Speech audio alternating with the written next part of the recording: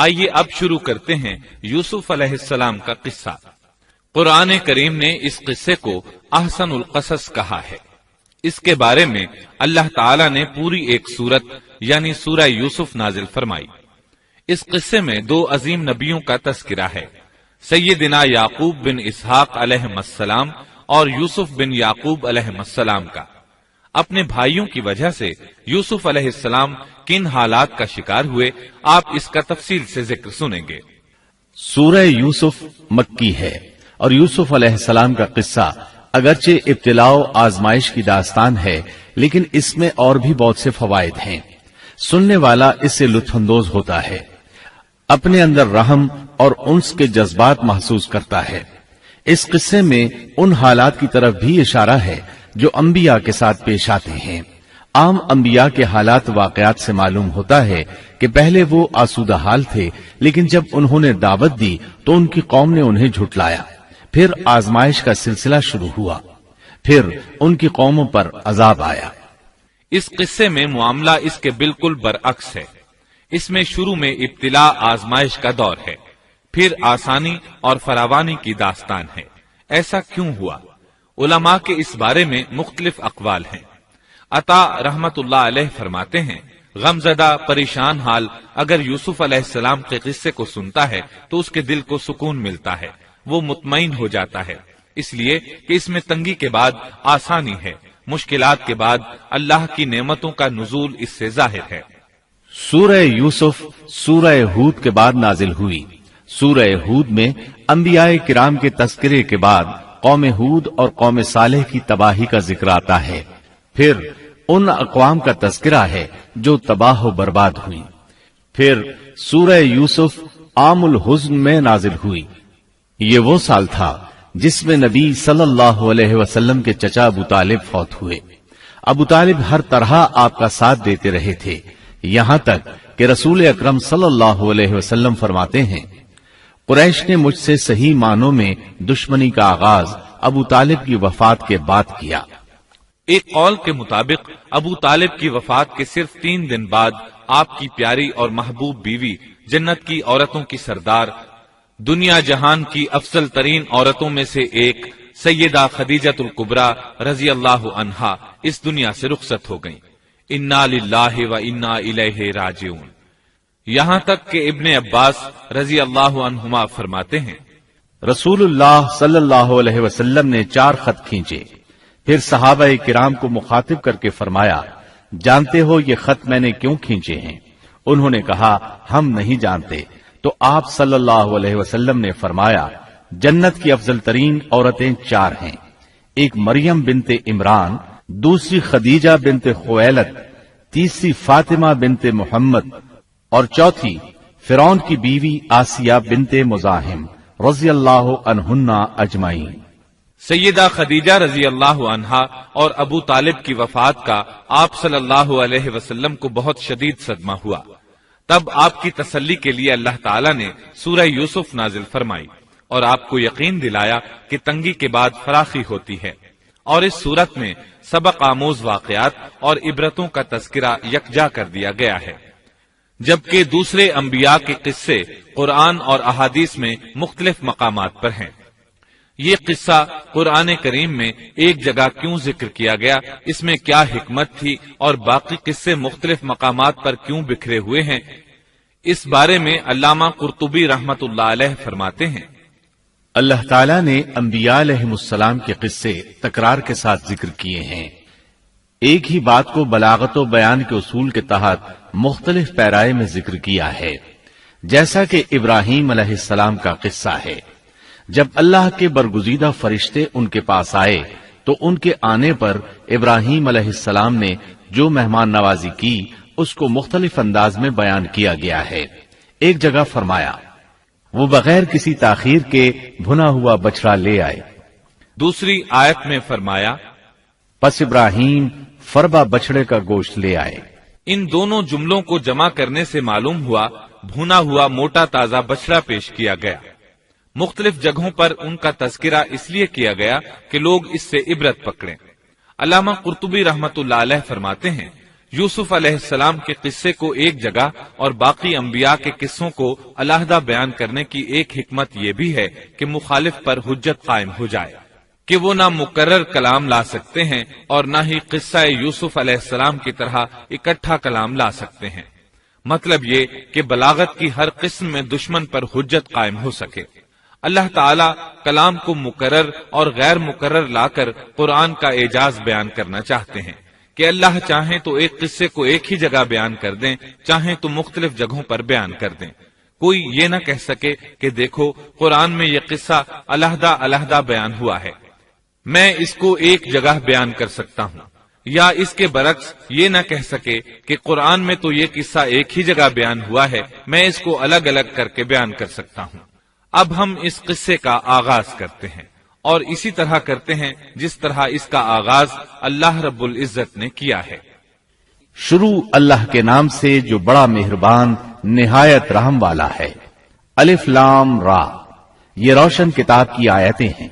یقیناً ہم نے اس کتاب کو عربی قرآن بنا کر نازل فرمایا ہے تاکہ تم سمجھ سکو۔ ہم آپ کے سامنے بہترین بیان پیش کرتے ہیں اس قرآن سے جو ہم نے آپ کی جانب وحی کے ذریعے نازل کیا ہے، اور یقیناً آپ اس سے پہلے بے خبروں میں سے تھے۔ قصہ در اصل ایک خبر کے بعد دوسری خبر اور اطلاع در اطلاع کو کہتے ہیں، اور قصص کا اصل قصہ ہے یعنی پیچھے چلنا، جیسا کہ اللہ کی کتاب میں ہے۔ موسیٰ کی والدہ نے ان کی بہن سے کہا کہ تو اس کے پیچھے پیچھے جا، اور قصص کی اصل یہی ہے کہ کسی خبر کا پے در پے آنا۔ اس لیے ارشاد باری تعالی ہے، ہم آپ پر بہترین قصے بیان کرتے ہیں۔ اور یقیناً آپ اس سے پہلے بے خبروں میں سے تھے۔ غفلت سے مراد یہاں اللہ کے ذکر سے غفلت نہیں، بلکہ اس کا مطلب یہ ہے کہ نزول قرآن سے پہلے آپ ان قصص سے واقف نہیں تھے۔ اللہ تعالیٰ سورہ یوسف آیت 4 اور 5 میں فرماتے ہیں، جب یوسف نے اپنے باپ سے ذکر کیا کہ ابا جی، میں نے 11 ستاروں اور سورج چاند کو خواب میں دیکھا ہے کہ وہ سب مجھے سجدہ کر رہے ہیں، یعقوب نے کہا، پیارے بچے، اپنے اس خواب کا ذکر اپنے بھائیوں سے نہ کرنا، ایسا نہ ہو کہ وہ تیرے ساتھ کوئی فریب کاری کرے، شیطان تو انسان کا کھلا دشمن ہے۔ رؤیا سے مراد وہ خواب ہے جس کو انسان نیند کی حالت میں دیکھے، اور رؤیت سے مراد وہ حقیقت ہے جس کو انسان حالت بیداری میں اپنی آنکھوں سے دیکھے۔ تو یوسف علیہ السلام نے خواب میں دیکھا کہ 11 ستارے اور سورج اور چاند انہیں سجدہ کر رہے ہیں۔ یعقوب علیہ السلام خواب کی حقیقت کو جان گئے، اگرچہ آپ خوابوں کی تعبیر نہیں بتاتے تھے، لیکن انہیں علم ہو گیا کہ اس میں یوسف علیہ السلام کی تکریم ہے، اور انہیں یہ بھی علم تھا کہ یوسف علیہ السلام کے بھائی ان سے حسد کرتے ہیں۔ اسی لیے انہوں نے یوسف علیہ السلام سے کہا کہ اپنے بھائیوں کو یہ خواب نہ سنانا۔ یوسف علیہ السلام کے 11 بھائی تھے، بنیامین ان کے سگے بھائی تھے، باقی 6 ایک ماں سے اور 4 2 لونڈیوں سے تھے۔ حقیقی بھائی ان سے حسد نہیں کرتا تھا، وہ عمر میں ان سے چھوٹا تھا، باقی سب ان سے حسد کرتے تھے، اور اس حسد کی وجہ یہ تھی کہ یعقوب علیہ السلام ان سے والہانہ محبت کرتے تھے۔ اسی طرح بنیامین سے بھی انہیں بہت لگاؤ تھا، مطلب یہ کہ ان دونوں سے انہیں زیادہ محبت تھی، اور محبت میں کمی بیشی کوئی بری چیز نہیں، البتہ نبی کریم صلی اللہ علیہ وسلم نے فرمایا، ان میں عدل سے ضرور کام لیں۔ غرض یعقوب علیہ السلام کو ان دونوں سے زیادہ محبت تھی، ان کا دل ان کی طرف زیادہ مائل تھا، یہاں تک کہ لمحہ بھر بھی انہیں نظروں سے اوجھل نہیں کرتے تھے۔ یوسف علیہ السلام کے بھائی جب کھیل کے لیے نکلتے تو یعقوب علیہ السلام فرماتے، یوسف کو یہیں چھوڑ دو، گویا ہر وقت ان کا پہرا دیتے تھے۔ اللہ تعالیٰ سورہ یوسف آیت 6 میں فرماتے ہیں، اور اسی طرح تجھے تیرا پروردگار برگزیدہ کرے گا، اور تجھے معاملہ فہمی یعنی خوابوں کی تعبیر بھی سکھائے گا، اور اپنی نعمت تجھے بھرپور عطا فرمائے گا، اور یعقوب کے گھر والوں کو بھی، جیسے کہ اس نے اس سے پہلے تیرے دادا اور پردادا یعنی ابراہیم و اسحاق کو بھی بھرپور اپنی نعمت دی۔ یقیناً تیرا رب بہت بڑے علم والا اور زبردست حکمت والا ہے۔ یعنی آپ کو منتخب کر لیا اور تمام بھائیوں سے آپ کو چن لیا، اور یعقوب علیہ السلام کے سارے بیٹوں سے آپ کا انتخاب کیا، اور اس دور کے لوگوں میں سے آپ کو نبوت دینے کا ارادہ کیا۔ مزید یہ کہ وہ لوگوں کو خوابوں کی تعبیر بھی بتاتے تھے، اور آیت میں جس نعمت کا ذکر ہے اس سے مراد نبوت کی نعمت ہے، اور یہ قصہ اللہ تعالیٰ نے نصیحت کے لیے ذکر کیا ہے۔ اللہ تعالیٰ سورہ یوسف آیت 7 اور 8 میں فرماتے ہیں، یقیناً یوسف اور اس کے بھائیوں میں دریافت کرنے والوں کے لیے بڑی بڑی نشانیاں ہیں، جبکہ انہوں نے کہا کہ یوسف اور اس کا بھائی بنسبت ہمارے باپ کو بہت زیادہ پیارا ہے، حالانکہ ہم طاقتور جماعت ہیں، کوئی شک نہیں کہ ہمارے ابا سری غلطی میں ہیں۔ کہا جاتا ہے کہ یہودیوں نے نبی کریم صلی اللہ علیہ وسلم سے یوسف علیہ السلام کے قصے کے متعلق سوال کیا تو یہ مکمل صورت انہیں قصہ سنانے کے لیے نازل ہوئی، جبکہ بنی اسرائیل کو یہ مکمل قصہ معلوم نہ تھا، اور جو معلوم تھا وہ بھی تحریف شدہ تھا۔ قرآن ان کی اس تحریف کو واضح کرنے کے لیے بھی نازل ہوا، اور جو بھی بنی اسرائیل کا شخص یا کوئی اور اس کے متعلق پوچھے گا اس کے لیے عبرتیں اور نصیحتیں ہیں۔ یوسف کے بھائیوں نے کہا کہ ہمارا باپ یوسف اور اس کے بھائی سے زیادہ محبت کیوں کرتا ہے، جبکہ ہم ایک جماعت ہیں۔ اپنے باپ کے اس عمل پر اعتراض کیا، اور یقیناً یہ ایک بہت برا گمان تھا۔ زلال کا معنی گمراہی ہوتا ہے، لیکن کبھی خطا پر بھی بولا جاتا ہے، اور انہوں نے باہمی مشورہ کیا اور سوچ بچار کے بعد یوسف علیہ السلام کے قتل کی تجویز طے ہوئی۔ اللہ تعالیٰ آیت 9 میں فرماتے ہیں، یوسف کو تو مار ہی ڈالو یا اسے کسی نامعلوم جگہ پھینک دو کہ تمہارے والد کا رخ صرف تمہاری طرف ہی ہو جائے، اس کے بعد تم نیک ہو جانا۔ مطلب یہ کہ وہ آپس میں کہنے لگے یوسف کو قتل کر دو۔ اس پر بڑے بھائی یہودا نے مداخلت کی اور کہا قتل بہت سنگین جرم ہے، اس پر وہ بولے تب پھر اسے کہیں غائب کر دو تاکہ باپ کی توجہ تمہاری طرف ہو جائے اور یوسف والی رکاوٹ ختم ہو جائے۔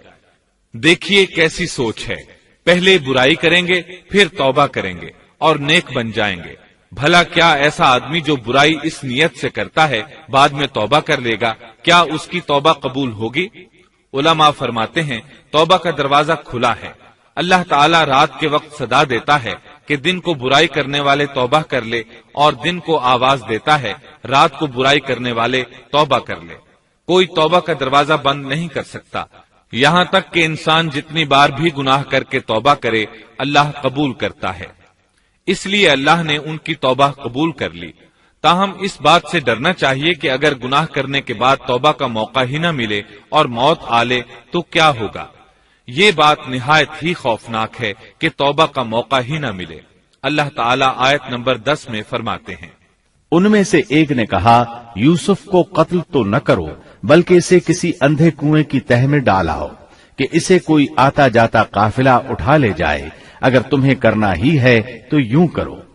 یہودا نے انہیں قتل سے روکا اور کہا قواسم کے راستے میں اموقی نام کا کنواں ہے، اسے اس میں ڈال دو، کوئی گزرتا ہوا قافلہ اسے اٹھا لے جائے گا، اس سے نجات ہی پانا چاہتے ہو تو یہ کام کرو۔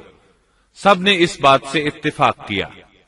اب اپنے باپ کے پاس گئے، باپ سے انہوں نے جو کہا آیت 11 اور 12 میں آتا ہے، انہوں نے کہا ابا آخر آپ یوسف کے بارے میں ہم پر اعتبار کیوں نہیں کرتے؟ ہم تو اس کے خیر خواہ ہیں، کل آپ ضرور اسے ہمارے ساتھ بھیج دیجئے کہ خوب کھائے پیے اور کھیلے، اور اس کی حفاظت کے ہم ذمہ دار ہیں۔ یعقوب علیہ السلام نے ان کی بات کے جواب میں جو کچھ کہا آیت نمبر 13 اور 14 میں اس کا ذکر موجود ہے۔ یعقوب نے کہا اسے تمہارا لے جانا مجھے تو سخت صدمہ دے گا، اور مجھے یہ بھی کھٹکا لگا رہے گا کہ تمہاری غفلت میں اسے بھیڑیا کھا جائے۔ انہوں نے جواب دیا کہ ہم جیسی زوراور جماعت کی موجودگی میں بھی اگر اسے بھیڑیا کھا جائے تو ہم بالکل نکمے ہی ہوئے۔ وہاں بھیڑیے کثرت سے تھے، اس لیے یعقوب علیہ السلام ڈرتے تھے۔ بیٹوں کے بار بار اصرار پر یعقوب علیہ السلام یوسف علیہ السلام کو ان کے ساتھ بھیجنے پر رضامند ہو گئے۔ اللہ تعالیٰ آیت 15 میں فرماتے ہیں، پھر جب اسے لے چلے اور سب نے مل کر ٹھان لیا کہ اسے غیر آباد گہرے کنویں کی تہ میں پھینک دیں، ہم نے یوسف کی طرف وحی کی کہ یقیناً وقت آ رہا ہے کہ تو انہیں اس ماجرے کی خبر اس حال میں دے گا کہ وہ جانتے ہی نہ ہوں گے۔ بعض روایات کے مطابق انہوں نے راستے میں یوسف علیہ السلام کو مارا پیٹا، برا بھلا کہا، اور ایسا کرنا ان کے لیے معمولی بات تھی کیونکہ وہ تو قتل کے درپے تھے۔ آخر کار کنویں کے پاس پہنچے اور مشورے کے مطابق انہیں کنویں میں ڈال دیا۔ یوسف علیہ السلام کنویں میں ایک پتھر پر گرے، یعنی پانی میں نہ گرے۔ آپ اس پتھر پر بیٹھ گئے۔ اللہ تعالیٰ کی طرف سے انہیں تسلی دی گئی کہ آپ پریشان نہ ہوں، بہت جلد آپ کنویں سے نکلیں گے اور انہیں ان کے اس گھناؤنے فعل کے بارے میں بتلائیں گے، اور انہیں اس بات کا گمان بھی نہیں ہوگا کہ ایسا وقت بھی آئے گا۔ یوسف علیہ السلام کو کنویں میں ڈالنے کے بعد انہوں نے گھر جانے کی تیاری کی۔ آیت نمبر 16 میں آتا ہے، اور عشاء کے وقت وہ سب اپنے باپ کے پاس روتے ہوئے پہنچے۔ امام عامش قاضی شرح رحمت اللہ علیہ کی مجلس میں بیٹھے تھے۔ ایک عورت آئی، اس کا ایک آدمی سے جھگڑا تھا، وہ بہت شدت سے رو رہی تھی۔ عامش بولے، آپ دیکھتے نہیں یہ کس بری طرح رو رہی ہے؟ ان کا مطلب یہ تھا کہ یہ سچی ہے۔ قاضی شرح فرمانے لگے، یوسف علیہ السلام کے بھائی رات کو روتے ہوئے اپنے باپ کے پاس آئے تھے، پس فیصلہ رونے پر نہیں انصاف پر ہونا چاہیے۔ اب یوسف علیہ السلام کے بھائیوں نے باپ کو تفصیل سنائی۔ اللہ تعالیٰ اس کا ذکر آیت 17 میں فرماتے ہیں، اور کہنے لگے کہ ابا جی، ہم تو آپس میں دوڑ میں لگ گئے اور یوسف کو ہم نے سامان کے پاس چھوڑا، پس اسے بھیڑیا کھا گیا۔ آپ تو ہماری بات نہیں مانیں گے، گو ہم بالکل سچے ہی ہوں۔ سو انہوں نے یہ بات بتائی، لیکن اس سے جھوٹ صاف ظاہر ہو رہا تھا، جیسا کہ اگلی آیت میں ہے۔ اور یوسف کے کرتے کو جھوٹ موڑ کے خون سے خون آلود بھی کر لائے تھے۔ ابن عباس رضی اللہ عنہما فرماتے ہیں کہ انہوں نے بکری ذبح کی اور یوسف علیہ السلام کی قمیص پر اس کا خون مل لیا، اور خون میں لت پت قمیص یعقوب علیہ السلام کے پاس لے آئے۔ جب یعقوب علیہ السلام نے دیکھا تو فرمانے لگے، یہ بھیڑیا بھی کتنا رحم دل تھا، میرے بیٹے کو تو کھا لیا اور قمیص کو کچھ نہیں کہا، تمہاری عقل کہاں ہے؟ اس بات کا ذکر آیت 18 میں ہے۔ باپ نے کہا، یوں نہیں، بلکہ تم نے اپنے ہی دل سے ایک بات بنا لی ہے، بس صبر ہی بہتر ہے، اور تمہاری بنائی ہوئی باتوں پر اللہ ہی سے مدد کی طلب ہے۔ ادھر دوسری طرف کیا ہوا؟ آیت 19 میں اللہ فرماتے ہیں، اور ایک قافلہ آیا اور انہوں نے اپنے ایک پانی لانے والے کو بھیجا، اس نے اپنا ڈول لٹکا دیا اور کہنے لگا، واہ واہ، خوشی کی بات ہے، یہ تو ایک لڑکا ہے۔ انہوں نے اسے مال تجارت قرار دے کر چھپا دیا، اور اللہ اس سے باخبر تھا جو وہ کر رہے تھے۔ تفصیل اس کی یہ ہے کہ ایک قافلہ اس کنویں کے پاس سے گزرا جس میں یوسف علیہ السلام موجود تھے۔ انہوں نے پانی کی تلاش میں ایک خادم کو بھیجا، وہ کنویں تک پہنچا، اس نے کنویں میں ڈول لٹکایا، یوسف علیہ السلام اس ڈول میں بیٹھ گئے۔ خادم نے ڈول نکالا تو اس میں ایک خوبصورت بچے کو دیکھا، مارے خوشی کے وہ پکار اٹھا، یہاں ایک لڑکا ہے۔ اس زمانے میں غلاموں اور لونڈیوں کی تجارت ہوتی تھی، انہیں خوف محسوس ہوا کہ کہیں یہ لڑکا ان سے چھن نہ جائے۔ اس خوف کے پیش نظر انہوں نے یوسف علیہ السلام کو چھپا لیا۔ انہوں نے یہ بھی سوچا کہ شاید یہ بھاگا ہوا غلام ہے، اگر اس کا مالک آ گیا تو وہ اسے لے جائے گا۔ یہ قافلہ مدائن سے مصر جا رہا تھا۔ جب یہ مصر پہنچے تو انہوں نے یوسف علیہ السلام کو معمولی قیمت میں فروخت کر دیا۔ معمولی قیمت میں فروخت کرنے کی جلدی بھی انہوں نے اسی خیال کے تحت کی کہ کہیں اس کا مالک نہ آ جائے۔ ابن عباس رضی اللہ عنہما فرماتے ہیں کہ انہوں نے یوسف علیہ السلام کو صرف 20 درہم میں بیچ دیا، اور یہ نہایت معمولی قیمت تھی۔ آیت نمبر 21 میں ہے، مصر والوں میں سے جس نے اسے خریدا تھا اس نے اپنی بیوی سے کہا کہ اسے بہت عزت و احترام کے ساتھ رکھو، بہت ممکن ہے کہ یہ ہمیں فائدہ پہنچائے یا اسے ہم اپنا بیٹا ہی بنا لیں۔ یہ شخص مصر کا وزیر خزانہ تھا، بے اولاد تھا۔ اس نے سوچا شاید یہ لڑکا بڑا ہو کر اچھا انسان بنے، لہذا کیوں نہ ہم اسے بیٹا بنا لیں۔ اس طرح یوسف علیہ السلام وزیر خزانہ کے گھر پلے بڑھے۔ وزیر خزانہ عزیز مصر کہلاتا تھا۔ عزیز نے آپ کو بیٹوں کی طرح رکھا۔ آپ کچھ بڑے ہوئے تو شاہی محل کی دیکھ بھال آپ کے ذمے لگا دی گئی، شاہی محل کے تمام اختیارات آپ کے سپرد کر دیے گئے۔ اللہ تعالیٰ آیت 21 اور 22 میں فرماتے ہیں، یوں ہم نے مصر کی سرزمین میں یوسف کا قدم جما دیا کہ ہم اسے خواب کی تعبیر کا کچھ علم سکھا دیں۔ اللہ اپنے ارادے پر غالب ہے، لیکن اکثر لوگ بے علم ہوتے ہیں۔ اور جب یوسف پختگی کی عمر کو پہنچ گئے تو ہم نے اسے قوت فیصلہ اور علم دیا. ہم نیک کاروں کو اسی طرح بدلہ دیتے ہیں. یوسف علیہ السلام بہت پاکیزہ اور توحید والے ماحول میں پروان چڑھے. گھر کا سارا انتظام انہی کے ہاتھ میں تھا. آپ بہت بصیرت اور سوجھ بوجھ سے گھر کا نظام چلا رہے تھے. ابھی عزیز مصر کی بیوی نے آپ کو گمراہ کرنے کی کوشش نہیں کی تھی کہ حلم، علم اور بصیرت کی صفات آپ میں موجود تھیں. مفسرین لکھتے ہیں جب یوسف علیہ السلام کی عمر 17-18 سال کی ہوئی تو جوانی کے ساتھ ان کے حسن میں مزید اضافہ ہوا. حسن یوسف واقعی بے مثال تھا. نبی اکرم صلی اللہ علیہ وسلم فرماتے ہیں، معراج کی رات میری ملاقات یوسف علیہ السلام سے ہوئی. ایسا لگتا تھا کہ دنیا کا نصف حسن یوسف علیہ السلام کو ملا ہے. مفسرین اس کی وضاحت کرتے ہیں کہ حسن کو اللہ تعالیٰ نے 2 حصوں میں تقسیم کیا ہے. آدھا حسن یوسف علیہ السلام کو دیا اور آدھا باقی ساری مخلوق میں تقسیم کر دیا. اللہ اکبر، یہ ہے حسن یوسف. اور جب یوسف کے حسن کی کیفیت یہ ہے تو پھر اس کے خالق کے کیا کہنے. جب عزیز مصر کی بیوی نے ان کا حسن دیکھا تو بے اختیار ہو گئی. اس کے اندر ہیجان پیدا ہوا.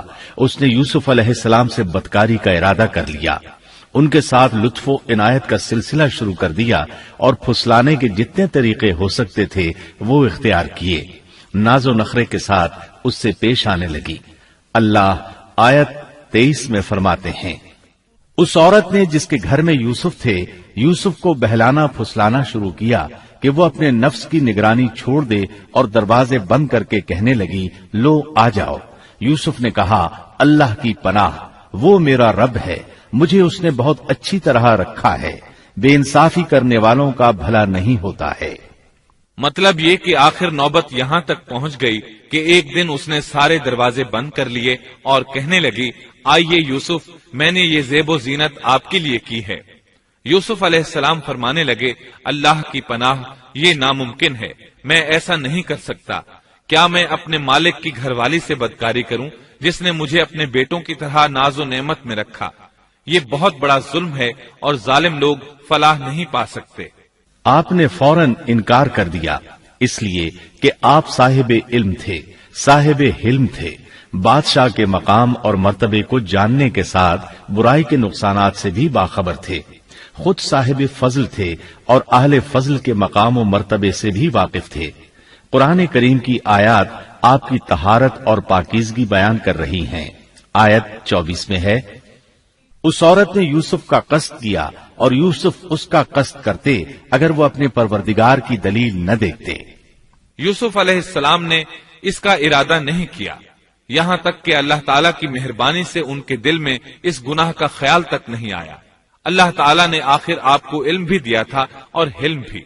آپ بادشاہ کے مرتبے سے واقف تھے، نیک تھے، جانتے تھے زانی کبھی فلاح نہیں پا سکتا، بلکہ آپ نے تو فوراً کہہ دیا، اللہ کی پناہ، میں ایسا ہرگز نہیں کر سکتا. اتنی بڑی آزمائش میں ان کے دل میں خیال آنا ممکن تھا. جیسا کہ سخت گرمی اور پیاس کی حالت میں کسی کو ٹھنڈے پانی کا گلاس ملے تو دل میں پانی پی لینے کا خیال ضرور آتا ہے، لیکن پھر یاد آتا ہے کہ وہ روزے سے ہے. لیکن یوسف علیہ السلام کے دل میں تو اتنا سا خیال بھی نہیں آیا. اس کی وجہ یہ تھی کہ آپ نے اپنے رب کی دلیل دیکھی تھی. وہ دلیل کیا تھی، اس بارے میں مفسرین کے مختلف اقوال ہیں. بعض کہتے ہیں آپ نے جبرائیل علیہ السلام کو دیکھا، بعض کہتے ہیں آپ نے یعقوب علیہ السلام کو دیکھا، وہ انہیں انگلی کے اشارے سے منع کر رہے تھے. بعض نے لکھا ہے کہ آپ نے دروازے پر یہ لکھا دیکھا تھا، بے شک زنا بڑی بے حیائی اور بہت ہی بری راہ ہے. بہرحال یہ مفسرین اور مورخین کے اقوال ہیں. اس بارے میں کوئی صحیح حدیث نہیں ملتی. اتنا ہے کہ آپ نے کوئی ایسی چیز دیکھی ضرور تھی جس کی بنا پر آپ کو خیال تک نہ آیا، اور برہان اللہ ہی کی طرف سے تھی، اس نے انہیں سوچنے بھی نہ دیا. اللہ آیت نمبر 24 میں فرماتے ہیں، اس طرح ہم نے انہیں اس برائی اور بے حیائی سے بچا لیا کیونکہ وہ ہمارے مخلص بندوں میں سے تھے. اللہ نے آپ کو صرف زنا سے نہیں برائی سے بھی بچا لیا. یہ اس بات کی دلیل ہے کہ آپ نے ارادہ تک نہیں کیا. پھر اسی آیت میں اللہ نے آپ کو اپنا برگزیدہ بندہ فرمایا اور یہ ممکن ہی نہیں کہ کوئی انسان اللہ کے برگزیدہ بندوں میں سے بھی ہو اور پھر کفر بھی کرے، ہرگز ممکن نہیں۔ انبیاء ایسی باتوں سے پاک رہتے ہیں۔ عزیز مصر کی بیوی نے اصرار کیا، آپ کو مجبور کیا اور لگی چمٹنے تو یوسف علیہ السلام وہاں سے بھاگے۔ عزیز کی بیوی آپ کے پیچھے بھاگی۔ اللہ تعالیٰ نے آیت 25 میں اس واقعے کو یوں بیان فرمایا ہے، اور دونوں دروازے کی طرف دوڑے، اور اس عورت نے یوسف کا کرتا پیچھے کی طرف سے کھینچ کر پھاڑ ڈالا، اور دروازے کے پاس ہی عورت کا شوہر دونوں کو مل گیا، تو کہنے لگی، جو شخص تیری بیوی کے ساتھ برا ارادہ کرے بس اس کی سزا یہی ہے کہ اسے قید کر دیا جائے یا اور کوئی دردناک سزا دی جائے۔ سیدنا یوسف علیہ السلام خود کو بچانے کے لیے دروازے کی طرف دوڑ پڑے تھے، یہ پیچھے دوڑی، دروازہ بند تھا۔ ابھی آپ دروازہ کھولنے کی کوشش کر رہے تھے کہ اس نے پیچھے سے آپ کی قمیص پکڑ لی، جھٹکا جو لگا تو قمیص پیچھے سے پھٹ گئی۔ اسی دوران دروازہ کھل گیا اور عزیز مصر اندر داخل ہوا۔ اس نے یہ منظر اپنی آنکھوں سے دیکھا کہ اس کی بیوی زیب و زینت کے ساتھ بن سنور کر یوسف علیہ السلام کے بالکل پیچھے کھڑی ہے۔ اسی وقت اس نے خود کو الزام سے بچانے کے لیے کہہ دیا، جو تیری بیوی کے ساتھ برائی کا ارادہ رکھتا ہے اس کا کیا بدلہ ہے؟ پھر خود ہی کہنے لگی، اسے قید خانے میں بند کر دینا چاہیے۔ ایسا اس نے اس لیے کہا کہیں وہ یوسف علیہ السلام کو قتل نہ کر دے۔ ادھر یوسف علیہ السلام نے بھی فوراً اپنا دفاع کیا اور کہا، میں مجرم نہیں بلکہ یہ ساری کارستانی اس کی اپنی ہے۔ آیت 26 اور 27 میں ہے۔ یوسف نے کہا، یہ عورت ہی مجھے پھسلا رہی تھی، اور عورت کے قبیلے ہی کے ایک شخص نے گواہی دی کہ اگر اس کا کرتا آگے سے پھٹا ہوا ہو تو عورت سچی ہے اور یوسف جھوٹ بولنے والوں میں سے ہے، اور اگر اس کا کرتا پیچھے کی جانب سے پھٹا ہوا ہو تو عورت جھوٹی ہے اور یوسف سچوں میں سے ہے۔ یہ گواہ کون تھا؟ اس بارے میں دو قسم کی روایات ہیں۔ پہلی روایت یہ ہے کہ وہ دودھ پیتا بچہ تھا، اس نے کہا کہ اس عورت نے بہکایا ہے اور یہ اللہ کا معجزہ تھا۔ دوسری روایت یہ ہے کہ عزیز مصر کے ساتھ اس کا چچا زاد تھا، اس نے کہا، قمیص دیکھو کہاں سے پھٹی ہے، پیچھے سے پھٹی ہے تو یوسف سچے، اور آگے سے پھٹی ہے تو پھر وہ سچی ہے، یوسف جھوٹے ہیں۔ آیت نمبر 28 میں آتا ہے، سو جب خاوند نے دیکھا کہ یوسف کا کرتا پیٹھ کی جانب سے پھٹا ہوا ہے تو صاف کہہ دیا کہ یہ تو عورتوں کی چال بازی ہے، بے شک تمہاری چال بازی بہت بڑی ہے۔ سید قطب کہتے ہیں، عزیز مصر ان لوگوں میں سے تھا جن کے نزدیک شرف کی کوئی قیمت نہیں تھی۔ اگر اس میں غیرت ہوتی تو اس کا خون کھولتا، وہ عورت پر برہم ہوتا، لیکن اس نے غصے کے بغیر کہا۔ آیت 29 میں ہے، یوسف اب اس بات کو جانے دو، اور اے عورت تو اپنے گناہ سے توبہ کر، بے شک تو گناہ گاروں میں سے ہے۔ اس کے علاوہ اس نے کوئی اور بات نہ کی، یہاں تک کہ یوسف علیہ السلام کو گھر ہی میں رہنے دیا، جدا بھی نہ کیا۔ لیکن پھر یہ خبر شہر میں آگ کی طرح پھیل گئی، عورتیں طرح طرح کی باتیں کرنے لگیں، لوگ عزیز مصر کی بیوی کو تانے دینے لگے۔ آیت 30 میں ہے، اور شہر کی عورتوں میں چرچا ہونے لگا کہ عزیز مصر کی بیوی اپنے جوان غلام کو اپنا مطلب نکالنے کے لیے بہلانے پھسلانے میں لگی رہتی ہے، اس کے دل میں یوسف کی محبت بیٹھ گئی ہے، ہمارے خیال میں تو وہ سری گمراہی میں ہے۔ یہ چرچا ہونے لگا کہ عزیز مصر کی بیوی ایک غلام کے ساتھ برائی پر تل گئی، اگر کسی آزاد کے ساتھ ایسا کرتی تو معاملہ اور تھا، غلام سے محبت کر بیٹھی، یہ تو اس نے بے وقوفی کی انتہا کر دی، اس طرح اسے خوب برا بھلا کہا گیا۔ یہ خبر عزیز مصر کی بیوی تک بھی پہنچ گئی۔ آیت 31 میں ہے، اس نے جب ان عورتوں کی پرفریب مکارانہ باتیں سنی تو انہیں بلوا بھیجا اور ان کے لیے ایک مجلس مرتب کی، اور ان میں سے ہر ایک کو چھری دی اور کہا، اے یوسف ان کے سامنے چلے آؤ۔ ان عورتوں نے جب اسے دیکھا تو بہت بڑا جانا اور اپنے ہاتھ کاٹ لیے، اور زبان سے نکل گیا کہ اللہ کی پناہ، یہ انسان تو ہرگز نہیں، یہ تو یقیناً کوئی بہت ہی بزرگ فرشتہ ہے۔ وضاحت اس کی یہ ہے کہ اس عورت نے اپنے گھر میں ایک دعوت کا انتظام کیا، تمام عورتوں کو اس دعوت میں بلایا، دعوت کا انتظام اس طرح کیا کہ سب کے لیے ایک تکیہ لگایا، پھل سامنے رکھے اور ہر ایک کو ایک ایک چھری تھما دی۔ ساتھ ہی یوسف علیہ السلام سے کہا کہ مجلس میں آ جائیں۔ جب یوسف علیہ السلام آئے تو وہ انہیں دیکھ کر مبہوت رہ گئیں۔ ان کے حسن سے اس قدر متاثر ہوئیں کہ اپنا ہوش نہ رہا اور پھلوں کے بجائے اپنے ہاتھ کاٹ ڈالے، لیکن اس کا انہیں احساس تک نہ ہوا۔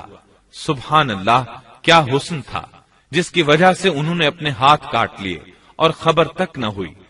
کہنے لگیں یہ تو کوئی فرشتہ معلوم ہوتا ہے، انسان اتنا خوبصورت کیسے ہو سکتا ہے۔ آیت 32 میں ہے، اس وقت عزیز مصر کی بیوی نے کہا، یہ ہے وہ جس کے بارے میں تم مجھے تانا دے رہی تھی۔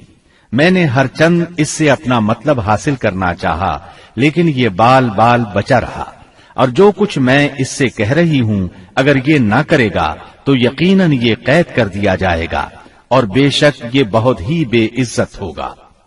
یہ آیت اس بات کی واضح دلیل ہے کہ یوسف علیہ السلام نے برائی کا ارادہ نہیں کیا تھا۔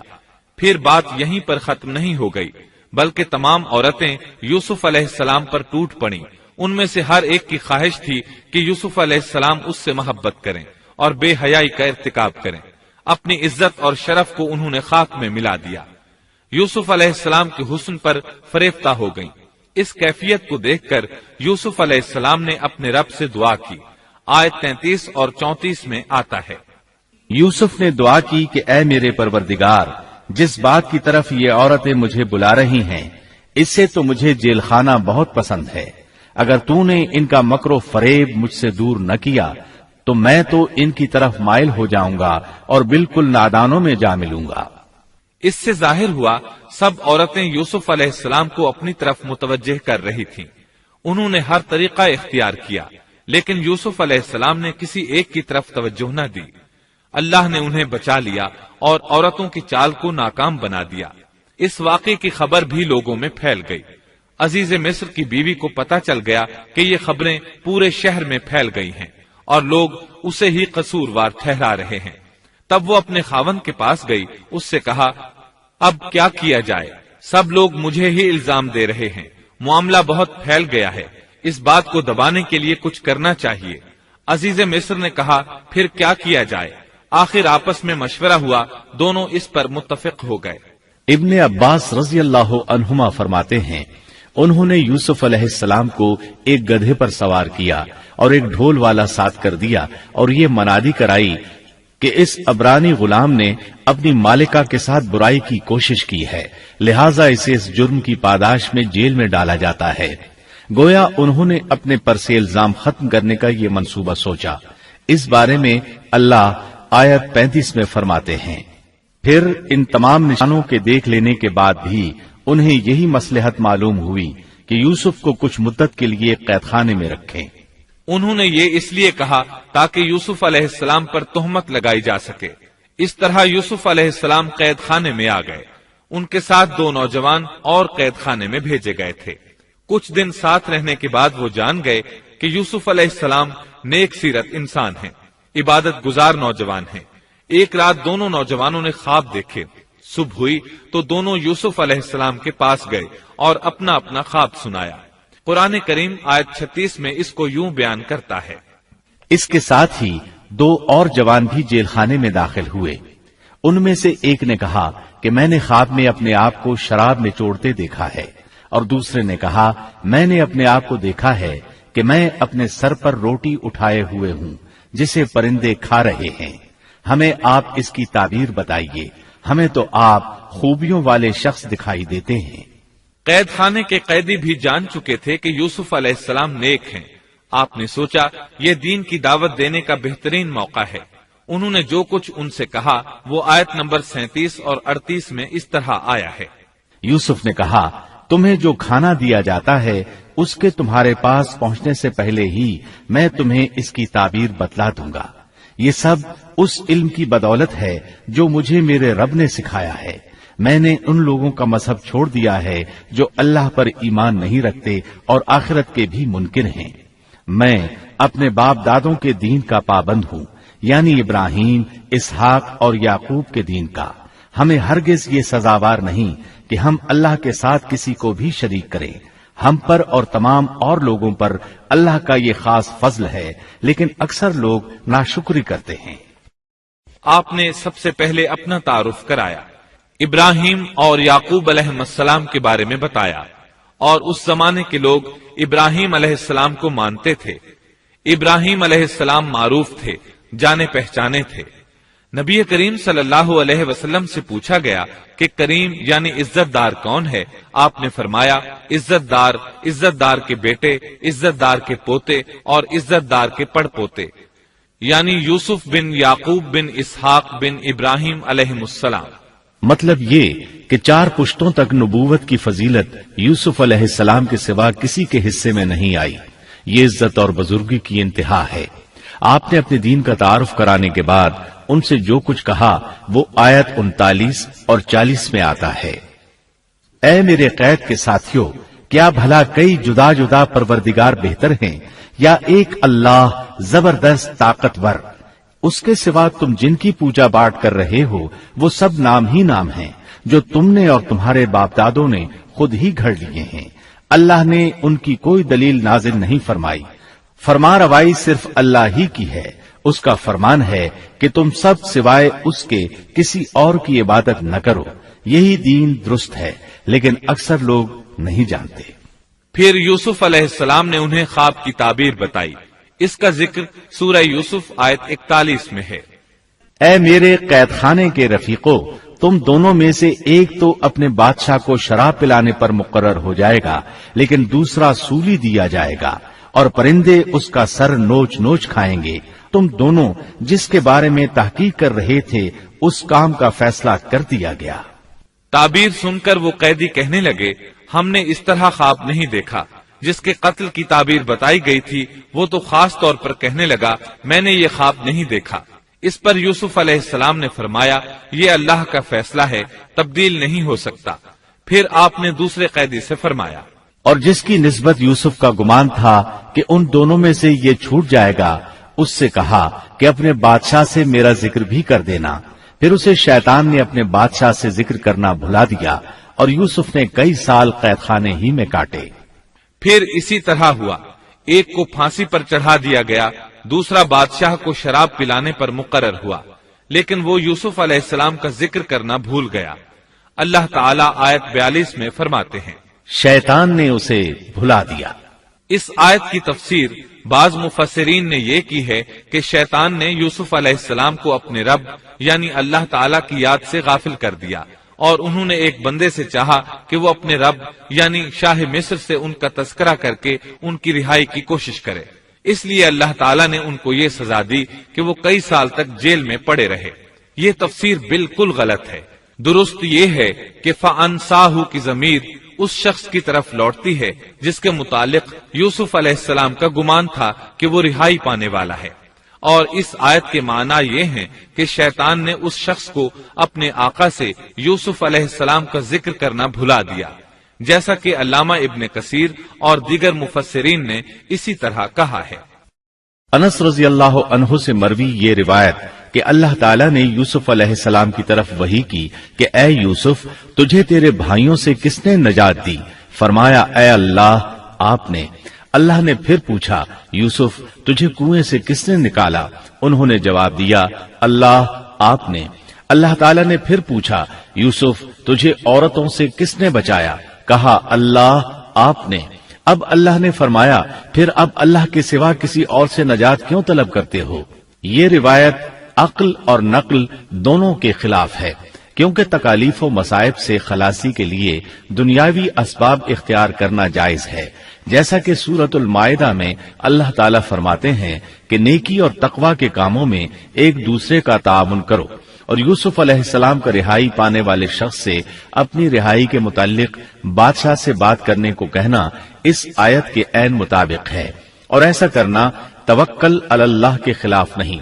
لہذا مذکورہ بیان کردہ روایت جس طرح سند کے اعتبار سے کمزور ہے، اسی طرح مفہوم کے اعتبار سے بھی قرآن کے خلاف ہے۔ یوسف علیہ السلام قید خانے میں پڑے ہیں، کسی کو ان کی خبر تک نہیں۔ یہ ان کی ایک اور آزمائش تھی، کسی کو خبر ہو تو نکالے۔ آخر کچھ مدت بعد بادشاہ نے خواب دیکھا۔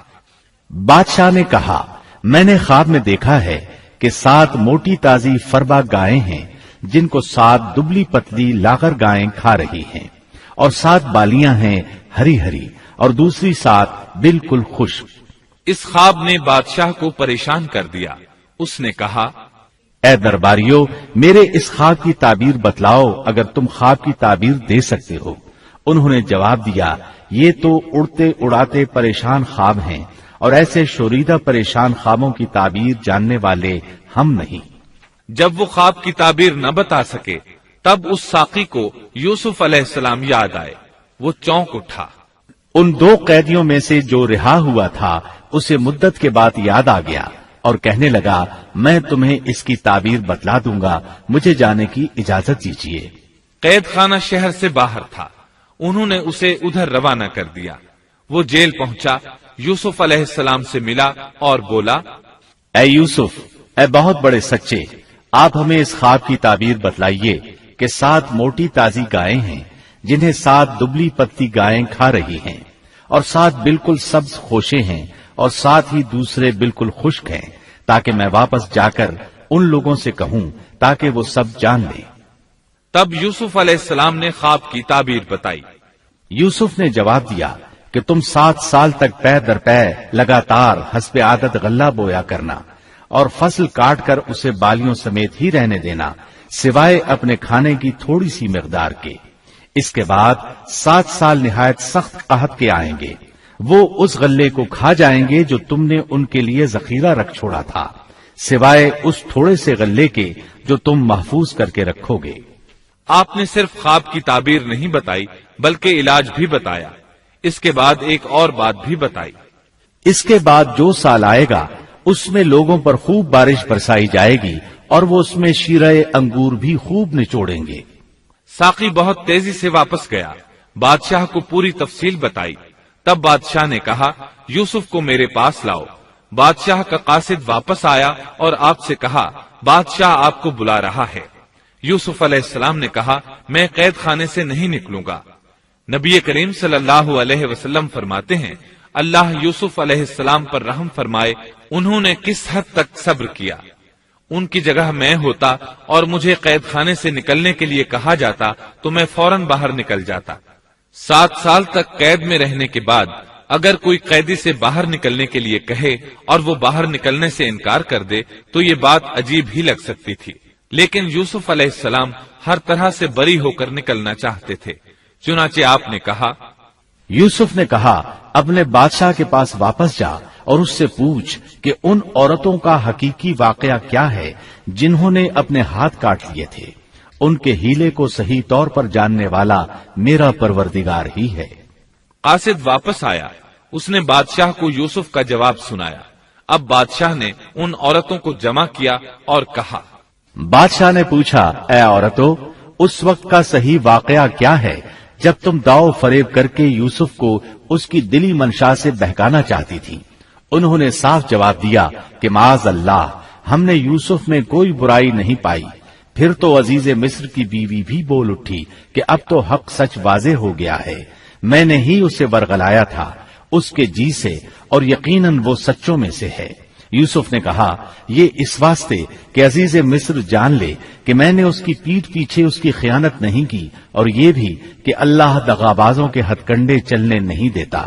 میں اپنے نفس کی پاکیزگی بیان نہیں کرتا، بے شک نفس تو برائی پر ابھارنے والا ہی ہے، مگر یہ کہ میرا پروردگار ہی اپنا رحم کرے، یقیناً میرا پالنے والا، بڑی بخشش کرنے والا اور بہت مہربانی فرمانے والا ہے۔ بعض مفسرین کے نزدیک یہ یوسف علیہ السلام کا قول ہے، اور یہ انہوں نے اس وقت کہا جب جیل میں ان کو یہ ساری تفصیل بتلائی گئی، یا بعض کے بقول بادشاہ کے پاس جا کر انہوں نے یہ کہا۔ بعض مفسرین کے نزدیک یہ بھی عزیز مصر کی بیوی ہی کا قول ہے، اور مطلب یہ ہے کہ یوسف کی غیر موجودگی میں بھی اسے غلط طور پر تہمت لگا کر خیانت کا ارتکاب نہیں کرتی، بلکہ امانت کے تقاضوں کو سامنے رکھتے ہوئے اپنی غلطی کا اعتراف کرتی ہوں۔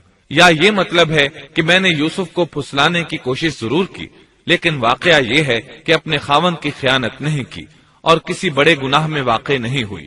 حافظ ابن کثیر نے اسی قول کو ترجیح دی ہے، اور اسے سیاق و معانی کے اعتبار سے زیادہ مناسب اور موزوں قرار دیا ہے۔ آیت 54 میں اللہ تعالیٰ فرماتے ہیں، بادشاہ نے کہا اسے میرے پاس لاؤ کہ میں اسے اپنے خاص کاموں کے لیے مقرر کر لوں۔ پھر جب اس سے بات چیت کی تو کہنے لگا کہ آپ ہمارے ہاں آج سے ذی عزت اور امانت دار ہیں۔ تب یوسف علیہ السلام بولے، یوسف نے کہا آپ مجھے ملک کے خزانوں پر مقرر کر دیجئے، میں حفاظت کرنے والا اور باخبر ہوں۔ اسی طرح ہم نے یوسف کو ملک کا قبضہ دے دیا کہ وہ جہاں کہیں چاہے رہے سہے، ہم جسے چاہیں اپنی رحمت پہنچا دیتے ہیں، ہم نیکوکاروں کا ثواب ضائع نہیں کرتے، یقیناً ایمانداروں اور پرہیزگاروں کو اخروی اجر بہت ہی بہتر ہے۔ بادشاہ نے یوسف علیہ السلام کو ملک کا مکمل اختیار دے دیا، اور ایک روایت میں ہے اس نے کہا، یوسف میرا اختیار اب صرف کرسی تک محدود ہے۔ اس طرح تمام معاملات یوسف علیہ السلام کے اختیار میں آ گئے اور خیر و برکت کے سال شروع ہو گئے۔ یوسف علیہ السلام نے ان سالوں سے خوب فائدہ اٹھایا، ہر طرف بھلائی ہی بھلائی ہو گئی، غلے کی فراوانی ہو گئی، جس طرح یوسف علیہ السلام چاہتے تھے اسی طرح خرچ کیا جاتا تھا۔ پھر اس طرح 7 سال ختم ہو گئے اور قحط کے سال شروع ہو گئے۔ اس قحط نے نہ صرف مصر کو بلکہ فلسطین وغیرہ کے علاقوں کو بھی اپنی لپیٹ میں لے لیا۔ اب چونکہ مصر بہت زیادہ خوشحال تھا، یوسف علیہ السلام نے 7 سال تک غلے کو بچا بچا کر رکھا تھا، اس لیے لوگ مصر آنا شروع ہو گئے۔ فلسطین میں بھی غلہ ختم ہو گیا۔ یعقوب علیہ السلام اور ان کے بیٹوں تک بھی قحط کے اثرات پہنچ گئے، بلکہ ان کے علاقے میں قحط شدید ہو گیا۔ تلاش کے باوجود غلہ نہیں ملتا تھا، ملتا بھی تھا تو بہت مہنگا۔ فلسطین میں خبر پہنچی کہ مصر کا بادشاہ پرانی قیمت پر غلہ دے رہا ہے۔ یہ خبر اس لیے پہنچی کہ یوسف علیہ السلام پرانی قیمت پر غلہ فروخت کر رہے تھے۔ چنانچہ فلسطین سے غلہ خریدنے کے لیے قافلے مصر آنے لگے۔ یوسف علیہ السلام پرانی قیمت پر غلہ ضرور دیتے، لیکن ایک آدمی کو صرف اتنا دیتے جتنا ایک اونٹ اٹھا سکتا، اس سے زیادہ نہ دیتے، تاکہ تاجر لوگ مال سٹاک کر کے مہنگا نہ بیچیں۔ اس لیے جو غلہ خریدتا تھا اس کے لیے ضروری تھا کہ اپنے گھر والوں کو ساتھ لائے۔ یوسف علیہ السلام ہر ایک سے پوچھتے، تمہارے گھر کے کتنے افراد ہیں، انہیں ساتھ لے کر آؤ، اور اس طرح یوسف علیہ السلام کے بھائیوں نے بھی مصر جانے کا ارادہ کر لیا۔ قرآن مجید میں اس کا تذکرہ یوں آیا ہے، یوسف کے بھائی آئے اور یوسف کے پاس گئے تو اس نے انہیں پہچان لیا اور انہوں نے اسے نہ پہچانا۔ یوسف علیہ السلام نے گندم دینے سے پہلے پوچھا، تم کون ہو، کہاں سے آئے ہو، تم جاسوس لگتے ہو۔ وہ قسمیں کھانے لگے۔ آپ نے پوچھا، تمہارا باپ کون ہے، تم کتنے بھائی ہو، کیا تمہارا کوئی اور بھائی بھی ہے، تمہارا کوئی بھائی فوت تو نہیں ہو گیا؟ اس طرح آپ نے ان سے مکمل تفصیل پوچھی، انہوں نے اپنے بارے میں بتا دیا۔ آپ نے ان سے کہا، اور جب اس نے ان کے لیے سامان تیار کر دیا تو کہا کہ تم میرے پاس اپنے اس بھائی کو بھی لانا جو تمہارے باپ کی طرف سے ہے۔ کیا تم نے نہیں دیکھا کہ میں پورا ناپ کر دیتا ہوں، اور میں ہوں بھی بہترین مہمانی کرنے والوں میں۔ آپ نے ان سے یہ بھی کہا، پس اگر تم اسے میرے پاس لے کر نہ آئے تو میری طرف سے تمہیں کوئی ناپ بھی نہ ملے گا، بلکہ تم میرے قریب بھی نہ پھٹکنا۔ انہوں نے کہا، اچھا، ہم اس کے والد سے تذکرہ کریں گے اور پوری کوشش کریں گے۔ پھر یوسف علیہ السلام نے اپنے غلاموں سے کہا اور اپنے خدمتگاروں سے کہا کہ ان کی پونجی انہی کی بوریوں میں رکھ دو کہ جب لوٹ کر اپنے اہل و عیال میں جائیں اور پونجیوں کو پہچان لیں تو بہت ممکن ہے کہ یہ پھر لوٹ آئیں۔ دراصل یوسف علیہ السلام چاہتے تھے کسی طرح وہ دوبارہ آئیں۔ انہیں یہ خدشہ محسوس ہوا کہ ممکن ہے دوبارہ آنے کے لیے ان کے پاس رقم نہ ہو اور یہ غلہ خریدنے نہ آئیں، اس لیے ان کی قیمت ان کے سامان میں رکھ دی تاکہ وہ دوبارہ آئیں۔ جب یہ گھر پہنچے تو سامان کھولنے سے پہلے باپ سے کہا، جب یہ لوگ لوٹ کر اپنے والد کے پاس گئے تو کہنے لگے، ہم سے تو غلے کا پیمانہ روک لیا گیا، اب آپ ہمارے ساتھ ہمارے بھائی کو بھیجیے کہ ہم پیمانہ بھر کر لائیں، ہم اس کی نگہبانی کے ذمہ دار ہیں۔ یعنی انہوں نے کہا کہ آئندہ ہمیں غلہ اسی صورت میں ملے گا جب ہم اپنے چھوٹے بھائی بنیامین کو ساتھ لے جائیں گے۔ اس پر یعقوب علیہ السلام نے فرمایا، یعقوب نے کہا کہ مجھے تو اس کی بابت تمہارا بس ویسا ہی اعتبار ہے جیسا اس سے پہلے اس کے بھائی کے بارے میں تھا، بس اللہ ہی بہترین حافظ ہے اور وہ سب مہربانوں سے بڑا مہربان ہے۔ مطلب یہ کہ یعقوب علیہ السلام نے ان کی بات ماننے سے انکار کر دیا۔ اس کے بعد جب انہوں نے اپنا سامان کھولا تو کیا دیکھا؟ جب انہوں نے اپنا سامان کھولا تو انہوں نے اپنا سرمایہ موجود پایا جو ان کی جانب لوٹا دیا گیا تھا۔ کہنے لگے، اے ہمارے باپ، ہمیں اور کیا چاہیے؟ دیکھیے تو یہ ہمارا سرمایہ بھی ہمیں واپس لوٹا دیا گیا ہے۔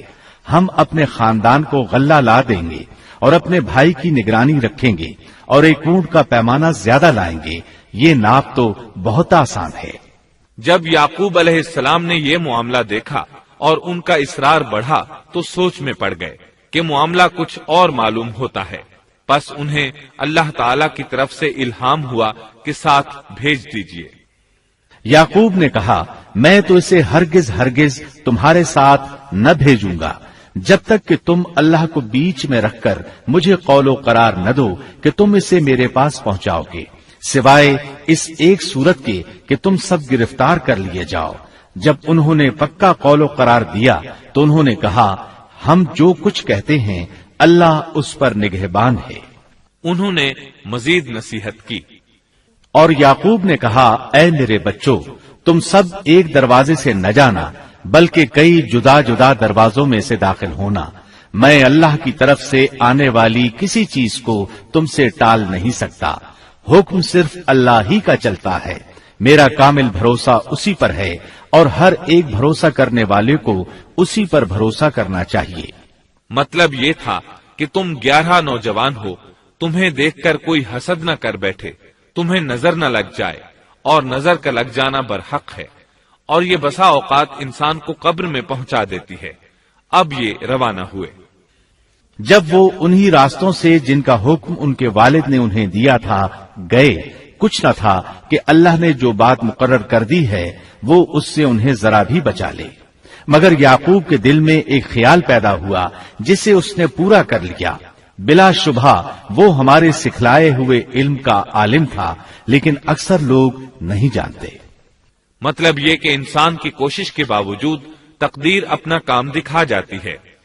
عطا رحمت اللہ علیہ فرماتے ہیں کہ یعقوب علیہ السلام کے بارے میں یہ جو فرمایا کہ اس کے پاس ہمارا دیا ہوا علم تھا، اس کا مطلب یہ ہے کہ یعقوب علیہ السلام جو بھی بات کرتے تھے اس میں اللہ کا ذکر ہوتا اور غور و فکر کے بعد بات کرتے، پہلے اللہ کا نام لیتے، اور یہی ان کا علم تھا۔ یوسف علیہ السلام کے بھائی گئے اور دربار میں حاضر ہوئے۔ آپ نے معمول کے مطابق ان کی رہائش کا انتظام کیا، ہر دو کو ایک کمرہ دیا۔ اس طرح بنیامین اکیلے بچ گئے۔ یوسف علیہ السلام نے فرمایا، چلو اسے ادھر میرے پاس چھوڑ جاؤ۔ جب وہ چلے گئے تو یوسف علیہ السلام نے انہیں گلے سے لگا لیا۔ یہ سب جب یوسف کے پاس پہنچ گئے تو اس نے اپنے بھائی کو اپنے پاس جگہ دی اور کہا کہ میں تیرا بھائی یوسف ہوں، بس یہ جو کچھ کرتے رہے اس کا کچھ رنج نہ کر۔ مطلب یہ کہ وہ بنیامین کو بھی ستاتے رہے۔ اس کے بعد یوسف علیہ السلام نے کیا کیا، اس کا ذکر سورہ یوسف آیت 70 تا 77 میں سنیے۔ پھر جب انہیں ان کا سامان اسباب ٹھیک ٹھاک کر کے دیا تو اپنے بھائی کے سامان میں پانی پینے کا پیالہ رکھ دیا۔ پھر ایک آواز دینے والے نے پکار کر کہا کہ اے قافلے والو، تم لوگ تو چور ہو۔ انہوں نے ان کی طرف منہ پھیر کر کہا کہ تمہاری کیا چیز کھوئی گئی ہے؟ جواب دیا کہ شاہی پیالہ گم ہے، جو اسے لے آئے اسے ایک اونٹ کے بوجھ کا غلہ ملے گا۔ اس وعدے کا میں ضامن ہوں۔ انہوں نے کہا، اللہ کی قسم، تم کو خوب علم ہے کہ ہم ملک میں فساد پھیلانے کے لیے نہیں آئے اور نہ ہم چور ہیں۔ انہوں نے کہا، اچھا چور کی کیا سزا ہے اگر تم جھوٹے ہو؟ جواب دیا کہ اس کی سزا یہی ہے کہ جس کے اسباب میں سے پایا جائے وہی اس کا بدلہ ہے۔ ہم تو ایسے ظالموں کو یہی سزا دیا کرتے ہیں۔ بس یوسف نے ان کے سامان کی تلاشی شروع کی، اپنے بھائی کے سامان کی تلاشی سے پہلے۔ پھر اس پیمانے کو اپنے بھائی کے سامان سے نکالا۔ ہم نے یوسف کے لیے اسی طرح یہ تدبیر کی۔ اس بادشاہ کے قانون کی روح سے یہ اپنے بھائی کو نہیں روک سکتا تھا مگر یہ کہ اللہ کو منظور ہو۔ ہم جس کے چاہیں درجے بلند کر دیں، ہر ذی علم پر فوقیت رکھنے والا دوسرا ذی علم موجود ہے۔ انہوں نے کہا کہ اگر اس نے چوری کی تو کوئی تعجب کی بات نہیں، اس کا بھائی بھی پہلے چوری کر چکا ہے۔ یوسف نے اس بات کو اپنے دل میں رکھ لیا اور ان کے سامنے بالکل ظاہر نہ کیا، کہا کہ تم بڑے بدقماش ہو اور جو تم بیان کرتے ہو اسے اللہ ہی خوب جانتا ہے۔ اب وہ بادشاہ یعنی یوسف علیہ السلام کی منت سماجت کرنے لگے۔ انہوں نے کہا کہ اے عزیز مصر، اس کے والد بڑی عمر کے بالکل بوڑھے شخص ہیں، آپ اس کے بدلے ہم میں سے کسی کو لے لیجئے، ہم دیکھتے ہیں کہ آپ بڑے نیک نفس ہیں۔ یوسف نے کہا کہ ہم نے جس کے پاس اپنی چیز پائی ہے اس کے سوا دوسرے کی گرفتاری کرنے سے اللہ کی پناہ چاہتے ہیں، ایسا کرنے سے تو ہم یقیناً ناانصافی کرنے والے ہو جائیں گے۔ جب وہ اس سے مایوس ہو گئے تو تنہائی میں بیٹھ کر مشورہ کرنے لگے۔ ان میں جو سب سے بڑا تھا اس نے کہا، تمہیں معلوم نہیں کہ تمہارے والد نے تم سے اللہ کی قسم لے کر پختہ قول قرار لیا ہے اور اس سے پہلے یوسف کے بارے میں تم کوتاہی کر چکے ہو، پس میں تو اس سرزمین سے نہ ٹلوں گا جب تک کہ والد صاحب خود مجھے اجازت نہ دیں یا اللہ میرے اس معاملے کا فیصلہ کر دے، وہی بہترین فیصلہ کرنے والا ہے۔ تم سب والد صاحب کی خدمت میں واپس جاؤ اور کہو کہ ابا جی، آپ کے صاحبزادے نے چوری کی اور ہم نے وہی گواہی دی تھی جو ہم جانتے تھے، ہم کچھ غیب کی حفاظت کرنے والے نہ تھے۔ آپ اس شہر کے لوگوں سے دریافت فرما لیں جہاں ہم تھے اور اس قافلے سے بھی پوچھ لیں جس کے ساتھ ہم آئے ہیں، اور یقیناً ہم بالکل سچے ہیں۔ یعقوب نے کہا، یہ تو نہیں بلکہ تم نے اپنی طرف سے بات بنا لی، پس اب صبر ہی بہتر ہے، قریب ہے کہ اللہ ان سب کو میرے پاس ہی پہنچا دے، وہی علم و حکمت والا ہے۔ پھر یعقوب علیہ السلام رونے لگے اور کہنے لگے، پھر ان سے منہ پھیر لیا اور کہا، ہائے یوسف۔ ان کی آنکھیں بوجہ رنج و غم کے سفید ہو چکی تھیں اور وہ غم کو دبائے ہوئے تھے۔ بیٹوں نے کہا، واللہ آپ ہمیشہ یوسف کی یاد ہی میں لگے رہیں گے یہاں تک کہ گھل جائیں یا ختم ہی ہو جائے۔ اس پر یعقوب علیہ السلام نے کہا، انہوں نے کہا کہ میں تو اپنی پریشانیوں اور رنج کی فریاد اللہ ہی سے کر رہا ہوں، مجھے اللہ کی طرف سے وہ باتیں معلوم ہیں جو تم نہیں جانتے۔ میرے پیارے بچوں، تم جاؤ اور یوسف کی اور اس کے بھائی کی پوری طرح تلاش کرو اور اللہ کی رحمت سے نا امید نہ ہو، یقیناً رب کی رحمت سے نا امید وہی ہوتے ہیں جو کافر ہوتے ہیں۔ اب ان کے پاس غلہ خریدنے کے لیے سامان تجارت بہت کم تھا، وہ تھوڑا سا سامان لے کر پھر یوسف علیہ السلام کے پاس گئے۔ پھر جب یہ لوگ یوسف کے پاس پہنچے تو کہنے لگے کہ اے عزیز، ہم کو اور ہمارے خاندان کو دکھ پہنچا ہے، ہم حقیر پونجی لائے ہیں، پس آپ ہمیں پورے غلے کا ناپ دیجئے اور ہم پر خیرات کیجئے، اللہ خیرات کرنے والوں کو بدلہ دیتا ہے۔ اب برادران یوسف ان کے سامنے رسوائی کے درجے تک پہنچ گئے، چنانچہ یوسف علیہ السلام نے انہیں زیادہ پریشان کرنا مناسب نہ سمجھا اور اپنا مکمل تعارف کروا دیا۔ یوسف نے کہا، جانتے بھی ہو کہ تم نے یوسف اور اس کے بھائی کے ساتھ اپنی نادانی کی حالت میں کیا کیا؟ انہوں نے کہا، واقعی تو ہی یوسف ہے۔ جواب دیا کہ ہاں، میں یوسف ہوں اور یہ میرا بھائی ہے۔ اللہ نے ہم پر فضل و کرم کیا۔ بات یہ ہے کہ جو بھی پرہیزگاری اور صبر کرے تو اللہ کسی نیکوکار کا اجر ضائع نہیں کرتا۔ انہوں نے کہا، اللہ کی قسم، اللہ نے تجھے ہم پر برتری دی ہے اور یہ بھی بالکل سچ ہے کہ ہم خطا کار تھے۔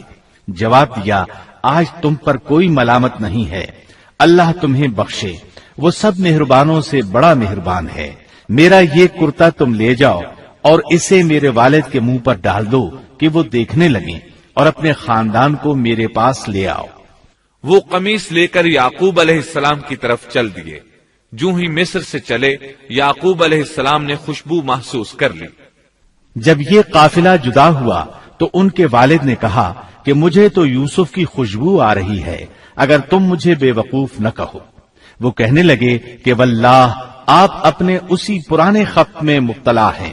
جب خوشخبری دینے والے نے پہنچ کر ان کے منہ پر وہ کرتا ڈالا، اسی وقت وہ پھر سے بینا ہو گئے۔ کہا کیا میں تم سے نہ کہا کرتا تھا کہ میں اللہ کی طرف سے وہ باتیں جانتا ہوں جو تم نہیں جانتے؟ انہوں نے کہا ابا جی آپ ہمارے لیے گناہوں کی بخشش طلب کیجئے، بے شک ہم قصوروار ہیں۔ کہا اچھا میں جلد ہی تمہارے لیے اپنے پروردگار سے بخشش مانگوں گا، وہ بہت بڑا بخشنے والا اور نہایت مہربانی کرنے والا ہے۔ پھر سارا خاندان یوسف علیہ السلام کے پاس آیا۔ جب یہ سارا گھرانہ یوسف کے پاس پہنچ گیا تو یوسف نے اپنے ماں باپ کو اپنے پاس جگہ دی اور کہا اللہ کو منظور ہے تو آپ سب امن و امان کے ساتھ مصر میں آؤ، اور اپنے تخت پر اپنے ماں باپ کو اونچا بٹھایا اور سب اس کے سامنے سجدے میں گر گئے۔ تب کہا کہ ابا جی یہ میرے پہلے کے خواب کی تعبیر ہے، میرے رب نے اسے سچا کر دکھایا، اس نے میرے ساتھ بڑا احسان کیا جبکہ مجھے جیل خانے سے نکالا اور آپ لوگوں کو صحرا سے لے آیا۔ اس اختلاف کے بعد جو شیطان نے مجھ میں اور میرے بھائیوں میں ڈال دیا تھا، میرا رب جو چاہے اس کے لیے بہترین تدبیر کرنے والا ہے اور وہ بہت علم و حکمت والا ہے۔ اے میرے پروردگار تو نے مجھے کچھ حکومت عطا فرمائی اور مجھے خواب کی تعبیر سکھلائی۔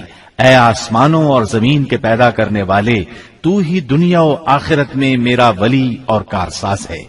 تو مجھے اسلام کی حالت میں فوت کر اور نیکوں میں ملا دے۔